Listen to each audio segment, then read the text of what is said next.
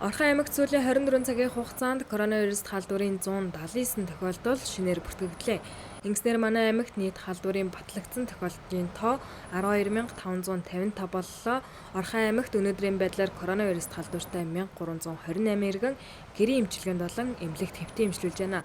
Эмнэлэгт хэвтэн эмчилүүлж байгаа иргэдийн биеийн байдлыг авч үзвэл 3 иргэн хөнгөн, 319 иргэн хүндөвтөр, 8 иргэн хүнд байна. Орхон аймгийн хэмжээнд коронавирус халдварын эсрэг дархлаажуулалтын ажил хэвийн үргэлжилж байна. Тухайлбал сүүлийн 24 цагийн хугацаанд дархлаажуулалтын 1-р тунд 7 иргэн, 2-р тунд 12 иргэн хамрагдсан бол 3-р тунд 225 иргэн, 4-р тунд 393 иргэн хамрагджээ. Коронавирус халдварын эсрэг хамгийн үр дүнтэй арга бол вакцин гэдгийг эрүүл мэндийн байгууллагаас зөвлөж байна.